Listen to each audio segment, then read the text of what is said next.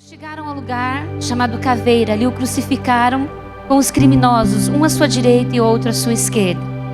Jesus disse: Pai, perdoa-lhes, pois não sabem o que fazem. Então dividiram as roupas dele, lançando as sortes. Pode passar para 35. O povo ficou observando e as autoridades o ridicularizavam. Salvou os outros, diziam. Deixe-o salvar a si mesmo. Se é o Cristo de Deus, o escolhido. Os soldados aproximando-se, também zombavam dele, oferecendo vinagre. Disseram: se você é o rei dos judeus, salve a você mesmo. Havia uma inscrição acima dele que dizia: este é o rei dos judeus. Um dos criminosos que ali estavam dependurados lançava-lhe insultos: você não é o Cristo? Salve a você mesmo e a nós. O outro criminoso, porém, o repreendeu, dizendo: você não teme a Deus, nem mesmo estando sob a mesma sentença?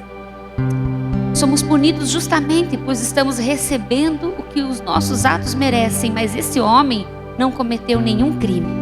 Então ele disse: Jesus, lembra-te de mim quando entrares no teu reino. Jesus lhe respondeu: em verdade lhe digo que hoje mesmo, hoje, você estará comigo no paraíso. Já era quase meio-dia, houve trevas sobre toda a terra até as 3 horas da tarde. E o sol deixara de brilhar. Então o véu do templo rasgou-se ao meio. Jesus bradou em alta voz: Pai, nas suas mãos entrego o meu espírito. Tendo dito isso, expirou. Até aí, vamos orar. Pai, muito obrigado, Senhor, porque nós podemos nessa noite estarmos reunidos aqui, relembrando, Senhor, conforme o Senhor nos instruiu, para que nós, Senhor, periodicamente trouxéssemos à memória aquilo que o Senhor fez por nós. Nós todos aqui já sabemos e temos ouvido tantas vezes, Senhor, ó Deus, esses relatos, mas nós pedimos que nesta noite a nossa mente e mais ainda, Senhor, no nosso espírito, Senhor, nós venhamos a receber uma palavra revelada que nos leve, Senhor, a entender, Pai, muito além do que até hoje nós já entendemos, muito além da compreensão, Senhor, intelectual, muito além das lembranças de uma história, Senhor, de algo que aconteceu há mais de 2000 anos atrás. Que haja uma revelação, que haja um toque, Deus, sobre nós. Pai, não nos deixe sair desse lugar da mesma maneira. Senhor, eu oro para que o Senhor fale conosco de uma maneira especial, para que o Senhor ministre ao nosso coração. Pai, abre a nossa mente, abre o nosso entendimento, Senhor, que enquanto nós estamos aqui, Senhor, compartilhando essa palavra aqui, em nome de Jesus, os teus anjos, os teus espíritos ministradores estejam, Senhor, passeando entre nós, tocando as nossas vidas, tocando os nossos corações. Senhor, que isso deixe de ser, Senhor, apenas, Pai, um conhecimento intelectual, mas se torne uma revelação no nosso espírito, uma convicção, Senhor, da qual, Pai, nós podemos fundamentar a nossa vida, em nome de Jesus. Amém. Eu me lembro de uma experiência muito especial de uma pastora. Ela é esposa do apóstolo René Terra Nova. Ali eles têm uma igreja em Manaus. E eles começaram a fazer ali os encontros com Deus, ou então, né, o face a face, em algumas denominações chama assim, nós estamos hoje chamando retiro de integração. E eles estavam muito intensamente transicionando toda a igreja e passando todo o povo ali pelo encontro. E no encontro não tinha essa palavra chamada ali revelação da cruz, né? Que nós usamos colocar essa palavra no sábado à noite. E então, aquele período de consagração ali, ela buscando a Deus, ela falou: Senhor, eu conheço a história, eu sei o que as escrituras dizem, mas eu queria tanto compreender o que de fato isso significa para nós enquanto seres humanos, porque nós sabemos que houve um antes e um depois de Cristo, mas o sacrifício de Jesus é o centro, né, ali do fundamento da nossa fé cristã. E ela começou esse período de busca, e ela teve uma experiência de arrebatamento, né? E dizem que arrebatamento é acima de tantas horas. Ela teve uma experiência ali que ela perdeu a consciência. E por mais de, me lembro exatamente se eram 4 ou 6 horas, inclusive tem o livro dela aqui. Ela ficou ali, perdeu o contato com aqui o nosso natural. E ela então teve uma experiência espiritual relacionado ao sacrifício de Jesus na cruz, né? E ela conta que ela foi levada ali por um ser celestial e viu algumas cenas e Jesus falou com ela, né? E ali ela compreendeu no espírito dela, ela teve uma revelação acerca do significado da cruz. E eles relatam que por dias ela ficou num estado assim espiritual bem diferenciado. Ela chorava muito e ela orava muito, né? E ela escreveu então esse livro. A partir dali ela também colocou no encontro essa palestra Revelação da Cruz para encorajar e incentivar as pessoas para que buscassem uma revelação pessoal acerca do que significa a cruz de Cristo. Eu creio que na nossa cultura aqui, para quem é brasileiro, todos já ouviram falar sobre a cruz de Cristo, sobre o Filho de Deus ter morrido pelos nossos pecados.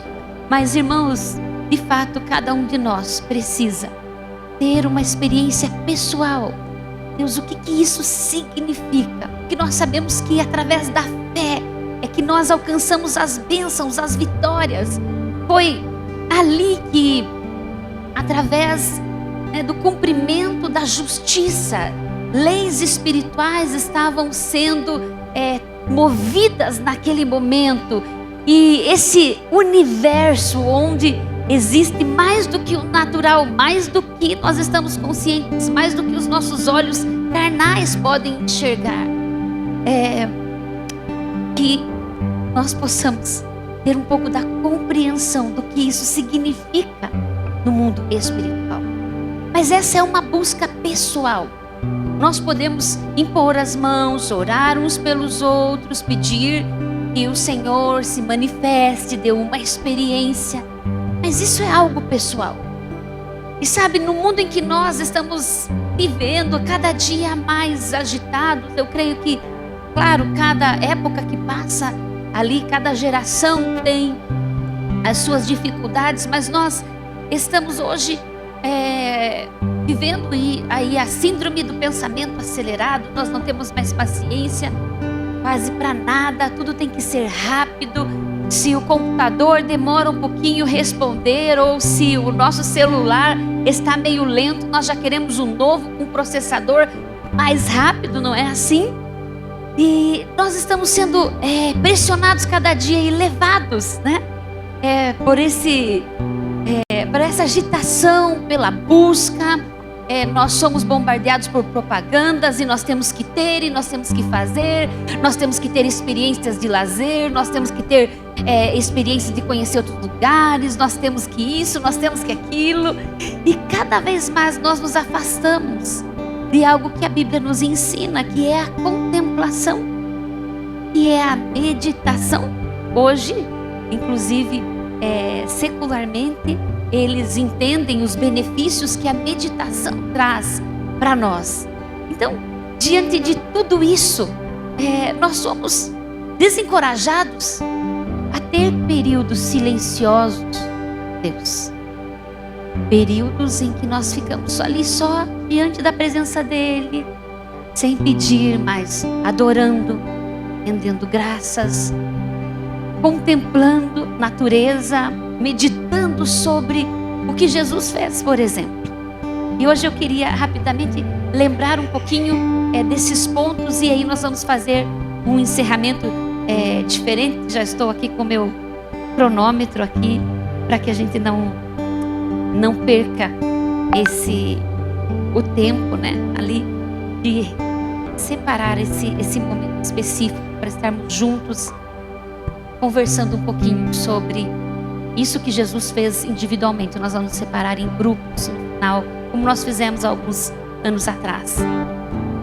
Bom, então a Páscoa, vamos dar uma revisada. Nós sabemos que vem de uma palavra hebraica que significa passagem ou passar por cima, relembrando o fato de que quando o povo estava cativo no Egito, então Deus ouviu o clamor do povo. Eles não fizeram nada para serem libertos ou salvos, simplesmente na sua misericórdia Deus então decide ali trazer libertação sobre o povo que estava sofrendo, estava ali perecendo naquela nação, uma grande nação que tinha um líder como uma figura espiritual, porque Faraó era visto como isso, como uma encarnação, né, de uma figura espiritual, de um Deus.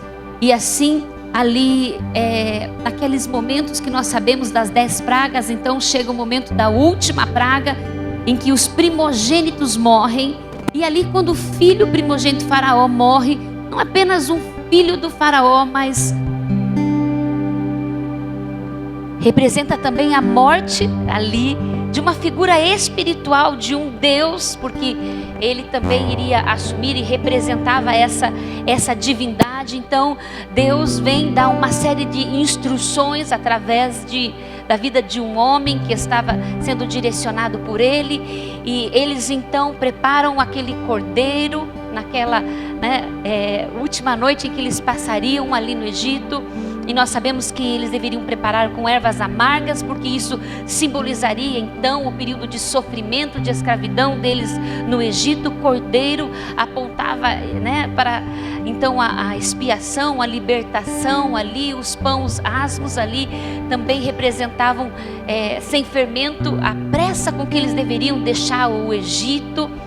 E todos aqueles simbolismos, inclusive o sangue que eles deveriam passar nos umbrais das portas, Os historiadores, os arqueólogos, quando visitaram então ali os locais, as ruínas antigas do Egito, além das pirâmides, eles não encontraram casas, porque eles investiam na casa que seria uma habitação eterna para eles, que eram as tumbas, as pirâmides.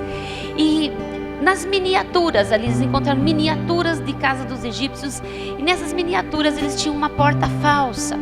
Essa porta representava uma comunicação então com essas questões das crenças que eles tinham, e nos umbrais dessa porta haviam inscrições egípcias que representavam então a proteção sobre aquela casa. E é claro que eles, vivendo tanto tempo envolvidos ali com aquele povo, eles também aderiram provavelmente a algumas dessas crenças. E quando Deus manda eles passarem o sangue sobre os umbrais daquelas portas, Ele estava ensinando algo a mais. Ele estava dizendo ali então que para que eles fossem libertos daquela escravidão, eles tinham que rejeitar tudo aquilo que eles viveram ali no Egito. Eles tinham que renunciar tudo aquilo. Então, quando eles passavam aquele sangue ali nos umbrais que eles pintavam, eles estavam tapando aquelas inscrições. Eles estavam renunciando aquilo de que aqueles deuses, porque o Egito tinha panteão de deuses, eram muitos deuses ali adorados. Eles estavam dizendo ali que já nenhum daqueles deuses seriam então capazes de trazer proteção para eles, mas eles criam num único Deus, num Deus invisível. Então uma nação enorme, com tanto de deuses, estava oprimindo, escravizando uma nação pequena que cria num Deus só, nenhum Deus invisível. E então nós vemos mais uma vez algo que vem ao meu coração enquanto eu meditava esses dias sobre o fechamento desse teatro, o encerramento desse culto. Foi sobre isso. Quantas vezes nós olhamos para o mundo e nós vemos tanta perdição, tanta incredulidade, tanto distanciamento daquilo que a palavra nos ensina, e nós começamos a pensar: meu Deus, como que mundo perdido, como que vai ser esses próximos anos? Porque ninguém mais está crendo, ninguém quer saber mais de Deus, todo mundo voltado para si mesmo, o egoísmo, E nós vemos que na história Deus, Ele é tão especialista nisso. Grandes exércitos foram derrotados por poucos homens, né? Comparado à quantidade de soldados que havia no exército inimigo. E da mesma forma, uma nação tão grande, né, não conseguiu segurar uma nação pequena, porque essa nação cria num Deus que detém todo o poder nos céus e na terra. Então nada é impossível para Deus. Talvez nós olhemos no nosso trabalho ou em algum lugar, em algumas circunstâncias, e nós nos vemos cercados por coisas erradas, por coisas que não servem a Deus, mas nós somos ali, a luz naquele lugar. Nós estamos ali para fazer a diferença. E a partir das nossas vidas, Deus trará, né, a redenção sobre a humanidade. E aqueles que decidirem dizer sim e escolherem serão salvos, né? Mais tarde, então, nós vemos que toda aquela trajetória, Deus tira eles ali do Egito. Então esta é a celebração da festa judaica. Quando Jesus celebra a Páscoa mais tarde, ali no cenáculo, junto com os seus discípulos, ele faz uma transição da Páscoa judaica para o cristianismo. E a partir de nós entendermos a Páscoa judaica, tudo que eles passaram, a libertação do povo, nós podemos entender hoje a instituição da ceia, o porquê que nós celebramos a ceia. E ele disse ali, né, na noite, ali onde ele estava celebrando a ceia, ele disse aos seus discípulos que nós devíamos comemorar, relembrar, então, através de um memorial, de um ritual que traria a lembrança, tudo aquilo que ele fez por nós. Nós fazemos isso em todos os cultos, mas especialmente hoje, no domingo de Páscoa, nós estamos mais uma vez relembrando, meditando, buscando entender um pouco mais sobre o que isso significa, a morte e a ressurreição de Cristo, como isso impacta a minha vida, como isso impacta o meu dia a dia. Na verdade, isso é o fundamento da nossa fé. Se nós não crêssemos que Jesus ressuscitou dentre os mortos, a nossa pregação seria vã, a nossa crença estaria sem base nenhuma. Então, não é apenas uma história, não é um filme contado, não são apenas coisas registradas. Ele foi o único que ressuscitou. Nós vemos tantos outros deuses que alcançaram milhares de pessoas. Mas se nós fôssemos no túmulo, como nós ouvimos dizer, no túmulo de todos esses, o corpo deles está lá. Mas o túmulo de Jesus está vazio, porque ele ressuscitou e ele está sentado no trono. A cruz está vazia, o trono está ocupado. E a Bíblia diz que ele está sentado à direita de Deus Pai, intercede por nós.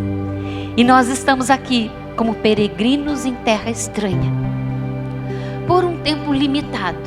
Talvez alguns de nós vejam a volta de Jesus, talvez outros subam antes da sua volta, ou todos nós não vejamos, não sabemos quanto tempo vai demorar para ele voltar, mas essa é a nossa esperança. Esta semana que passou, eu tive a participação no culto fúnebre do meu tio, e quando nós vamos ali celebrar, nós só temos uma palavra de consolo. Quando aquela pessoa é salva, nós buscamos fazer com que as pessoas entendam de que ali está só uma casca, só um corpo, mas que aquela pessoa está junto de Deus Pai. E esse é o consolo que nós temos sobre todas as pessoas que nós perdemos. Mas é muito triste quando uma pessoa morre e essa pessoa morre sem salvação.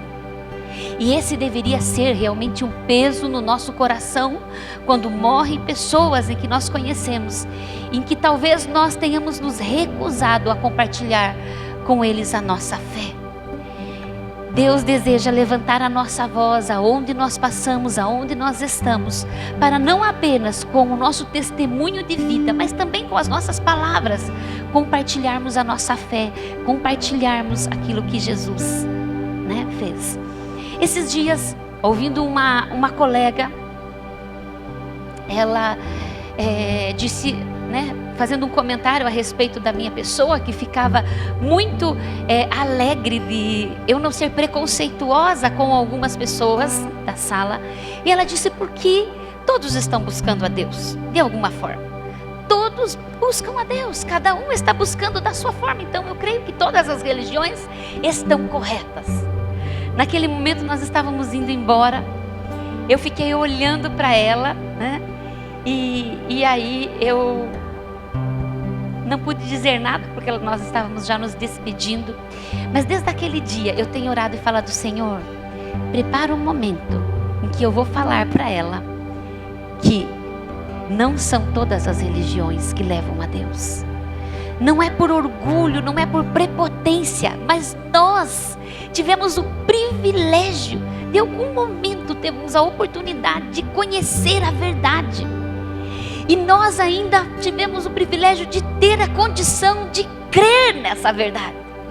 Porque muitos não foram ensinados, não tiveram contatos ou tiveram contatos com outras falsas doutrinas que dificulta muito para eles crerem em Jesus. Então eles estão cegos, né? Mortos ali naquilo que eles não conseguem crer, não conseguem alcançar. Então, irmãos, vocês entendem o quanto nós fomos abençoados, porque um dia alguém orou por nós, um dia alguém nos evangelizou, ou talvez nossos pais começaram a servir a Deus e nos ensinar, e através disso nós estamos aqui. Então ali, naquela Páscoa no cenáculo, Jesus faz essa transição, né, da Páscoa judaica, instituindo então a ceia, e nós podemos entender a Páscoa neotestamentária, né, com umas diferenciações ali. Nós não temos mais, os outros elementos se manteram, mas nós não temos mais que pintar os umbrais da nossa casa, né? Porque quando nós aceitamos Jesus e nos aliançamos com Ele, fazemos esse contrato com Ele, não nos custa nada sermos salvos, é pela graça, mas depois disso nós fazemos um acordo com Ele de obedecer aos seus princípios. Então ali nós já renunciamos o pecado, nós decidimos viver uma vida, né, separados do pecado. E diante de todos esses simbolismos, eu quero compartilhar bem rapidamente uma mensagem que é muito conhecida e pregada já por muitos ministros, mas algo que eu senti hoje de compartilhar com a igreja são as 7 palavras da cruz, as 7 declarações ali que Jesus fez na cruz e o que isso simboliza para nós. Ele, como eu disse aquela hora, andou sobre a terra fazendo bem, mas perseguido pelos religiosos, né?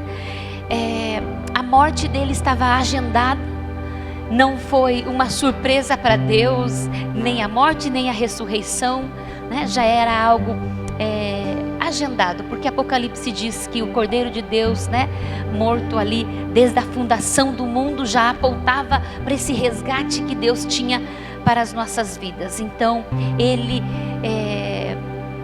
foi morto porque ele decidiu se entregar por nós. A morte de Jesus, né, é porque o Pai entregou ele por nós e ele se entregou voluntariamente. Então quero compartilhar com os irmãos rapidamente essas 7 declarações ali da cruz, porque naquele dia, às 9 horas da manhã, então ele é crucificado, e nós sabemos que ele dá o último suspiro às 15 horas, né? E foram 6 horas em que ele fez essas declarações, liberou essas palavras, e eu queria meditar com a igreja a respeito dessas 7 declarações.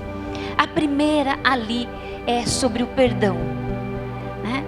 Quando ele estava ali na cruz, e aqueles 2 ladrões junto com ele, né? Nós já lemos o texto das injúrias, da zombaria, aquele povo meneando a cabeça, zombando, ridicularizando os soldados, os religiosos, aqueles que desejavam a morte e a crucificação dele.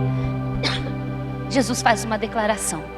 E ele diz: Pai, perdoa-lhes, porque não sabe o que fazem. Ele não só roga por perdão, mas ele também atenua a culpa daqueles que o estavam zombando. Um coração compassivo, um coração capaz de perdoar até mesmo aquele que estava, né, que eram os culpados por todo o sofrimento, por tudo aquilo que ele havia ali passado e estava passando, por toda aquela dor, por todas aquelas coisas terríveis. Então nós podemos meditar e olhar e dizer: Senhor, Tu me perdoou por todos os meus pecados. Estando eu, né, num poço de lamaçal e lodo, porque nós não éramos dignos de sermos salvos. Nós tínhamos esse status, pecadores, separados de Deus. E hoje o mundo, ele diz assim: não, mas eu tenho uma pessoa que tem um bom coração. E sabe, nós começamos a acreditar nisso. Eu sou uma boa pessoa. Mas não é isso que o cristianismo nos ensina. O cristianismo nos ensina que nossa carne é terrível e que sem Deus não há nada de bom em nós. E se você não crê desta forma, você não compreende os ensinos bíblicos. Mas através dele, né, nós fomos perdoados e nós fomos justificados. Passamos a ter esse outro status, justos diante de Deus. Quando Deus nos olha, Ele não vê os nossos pecados, mas Ele nos vê através de Jesus. A Bíblia diz que não há mais acusação para aqueles que estão em Cristo Jesus. O escrito de dívida que nos era contrário foi cancelado ali na cruz.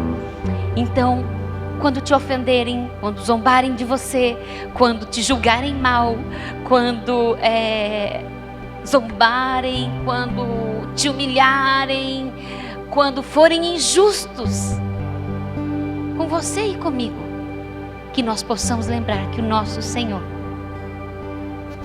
já pagou o preço. Nós não podemos e não precisamos mais levar para o nosso coração nenhuma ofensa. Ele se humilhou e muitas vezes o nosso orgulho se levanta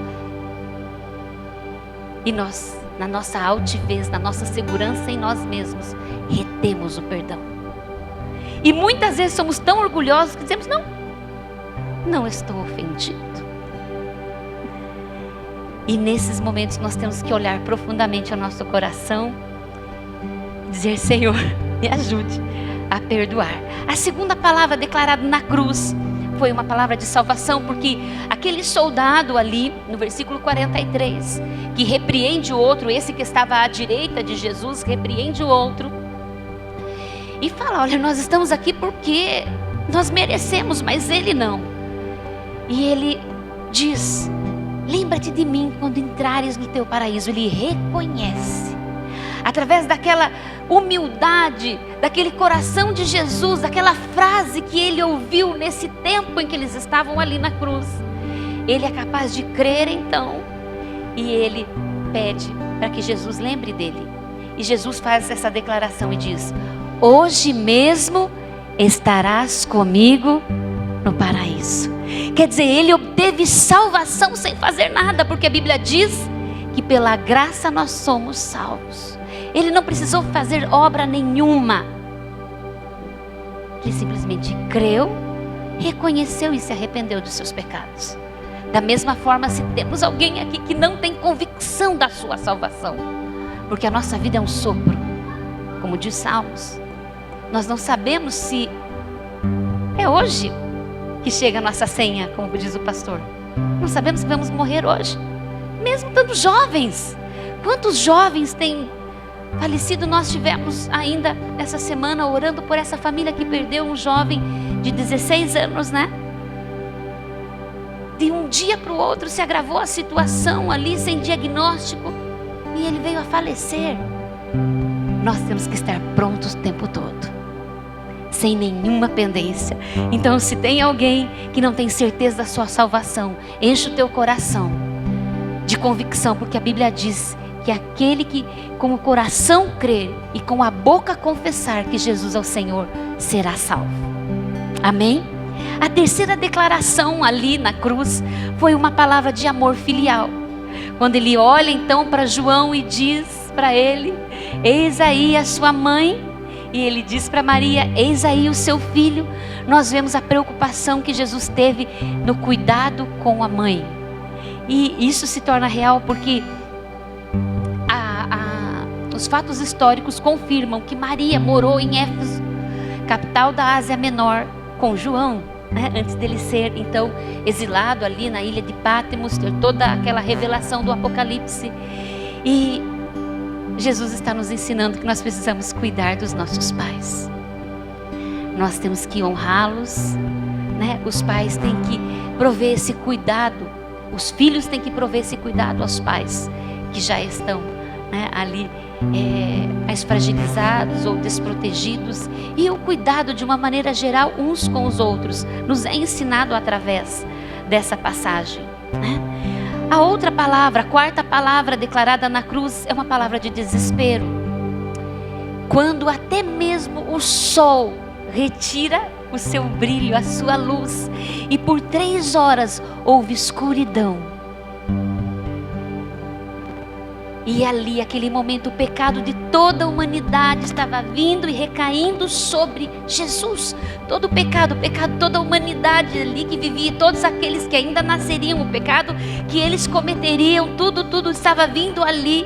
Então Jesus dá uma palavra, uma declaração, porque a Bíblia diz que então Deus, né, não pôde suportar ali olhar para o seu filho com todo o pecado da humanidade. Então ele se sente abandonado naquele momento e ele diz: Deus meu, por que me desamparastes? E essa declaração ali que relata sobre o sofrimento humano. Então ele morreu, né? Ele foi desamparado para que nós fôssemos amparados por Deus Pai, para que nós fôssemos acolhidos. Ele bebeu aquele cálice amargo para que nós fôssemos perdoados. A quinta palavra, a declaração ali da cruz, está lá em João 19, 28. Eu não estou lendo os textos para nós corrermos um pouco mais, porque são fatos e frases bem conhecidas. É a palavra do sofrimento humano, quando ele diz: tenho sede. Ele estava ali em profundo sofrimento, muitas dores, cãibra, já havia horas, né, se sustentando ali, como nós sabemos que os cientistas estudaram, nos dizem que ele precisava ali, cada vez que ele respirava, ele precisava se apoiar então aqui no tendão, que para puxar o fôlego, e isso representava uma dor indescritível. E então nós vemos que eles mais uma vez humilham e fazem algo terrível com Jesus. Nós sabemos que eles alcançam ali vinagre para ele, o que aumenta a sua sede. O Filho de Deus ali sofrendo, né, de amor, por amor a cada um de nós. A sexta e penúltima palavra da cruz está lá em João 19:30, que é uma palavra de vitória, que é uma palavra de conquista. Quando ele diz: está consumado, né? E nós vemos ali, conforme a tradução diz: Eli, Eli, lama sabachthani, Deus meu, né? Por que me desamparaste? Ou na sequência aí vem e ele diz: está consumado. Ele se rende ali. E essa palavra, né, que nós ouvimos que é de uma palavra de origem grega, ela tem 3 significados. Quando um pai ali trazia uma ordem para um filho, aquele filho cumpria a ordem, ele via para o pai e dizia: tetelestai, já está feito, já cumpri a missão que o Senhor me deu. Ou então quando você comprava algo e você quitava a dívida, e ali você pagava a última prestação, carimbado ali, vamos assim dizer, tetelestai, está quitado, está pago. Ou então a terceira maneira de nós, né, o terceiro significado dessa palavra, quando então você adquiria um bem ali e você pagava então por ele também esse mesmo carimbo, né, ali dizendo Você não tem apenas, né, o direito de posse, mas você pode já então, você tem o direito de posse, não apenas pagou o preço, mas você tem o direito de posse, você pode usufruir. Então quando Jesus disse isso na cruz, Ele está dizendo, está feito, a minha missão está cumprida. Ou como nós ouvimos aqui no vídeo, acabou. Tudo que precisava ser feito para que você fosse resgatado, perdoado, para que você tivesse uma vida vitoriosa, para que você alcançasse cura, bênçãos, provisão, restauração, libertação, salvação, está pronto. Então quando nós olhamos para a cruz, nós vemos que tudo isso foi nos conferido como direito. São promessas para as nossas vidas, né? Então, a reconciliação só é possível com Deus através desse sacrifício. Ele está dizendo, eu abri o caminho. Eu abri o caminho até Deus. Agora a humanidade pode novamente se relacionar com Deus Pai, né? Aquele que crê em Jesus não deve mais nada. Por isso que nós não aceitamos mais acusação. A última palavra ali, a palavra de rendição, né? Que Ele entregou o Espírito dele. Nas tuas mãos entrego o meu Espírito. E ali Ele morreu. A missão estava completamente concluída. Ali Ele manifestou todo o seu amor por nós. Toda a justiça que precisava ser cumprida no mundo espiritual foi cumprida a partir dessa morte. Eu queria convidar você a se colocar em pé. E essa oportunidade que nós temos, né? Como que nós vamos reagir mais uma vez diante desse tão grande amor?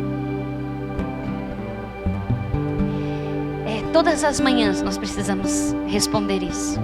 Deus, como que eu vou responder a esse teu grande amor nesse dia?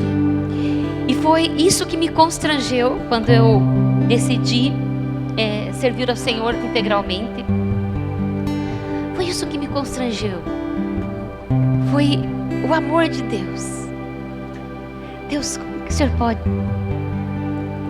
me amar tanto? Se importar tanto? Conhecer as minhas necessidades tão íntimas, pessoais. E é esse Deus que nós cristãos servimos.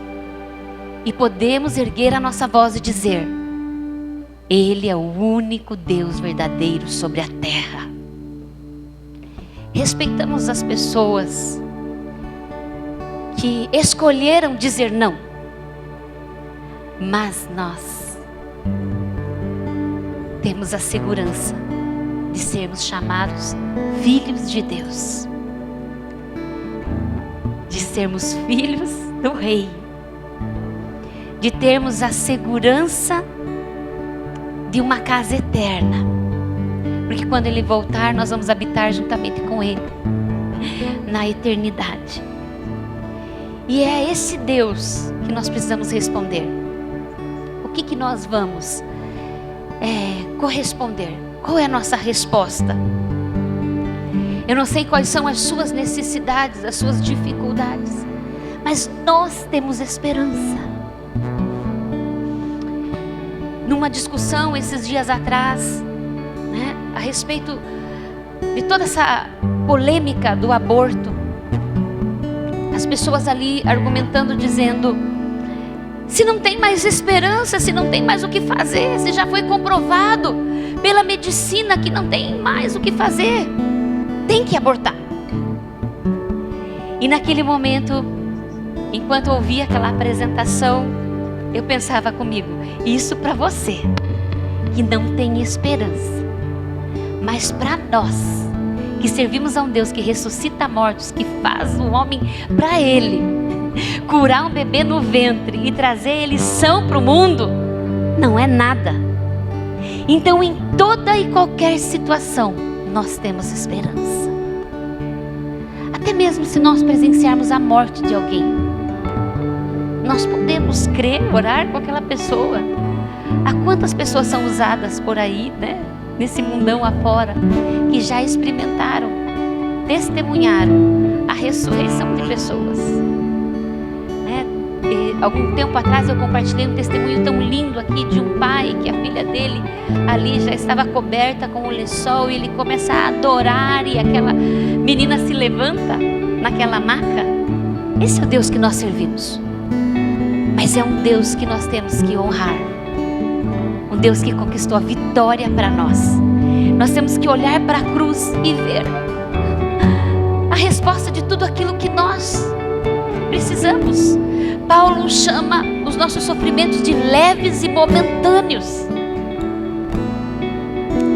Então, como nós podemos resistir e dizer não, não vou perdoar, não vou aceitar, não vou obedecer, não vou honrar, não vou seguir isso? Ele deseja ter um encontro todos os dias conosco e Ele tem todas as respostas que nós precisamos.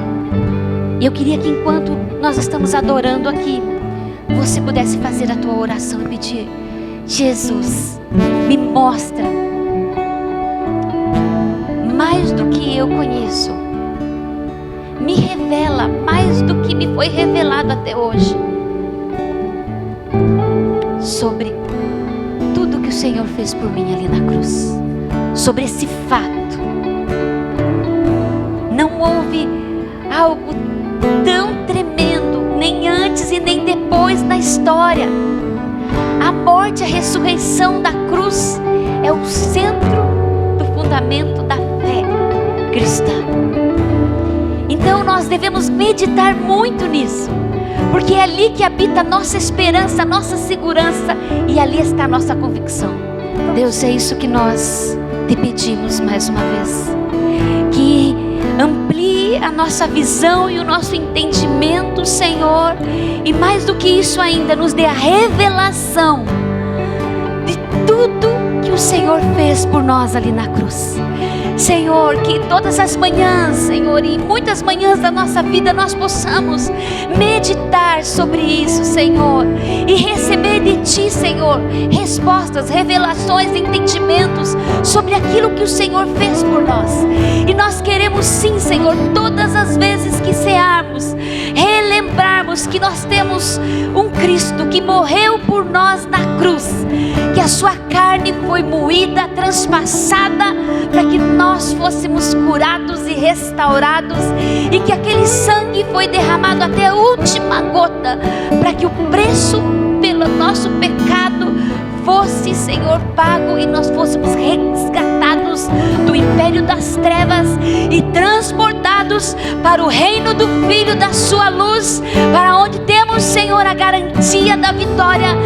Pai, para que o nosso status, Senhor, de pecadores, para que o nosso status de condenados, Senhor, à perdição eterna, mudasse para justificados, filhos amados, herdeiros e co-herdeiros em Cristo Jesus, para que ali obtivéssemos, Senhor, não apenas a vitória sobre o pecado, Senhor, a carne, mas também, Senhor, sobre todas as obras, Senhor, opressoras do diabo e sobre todo engano.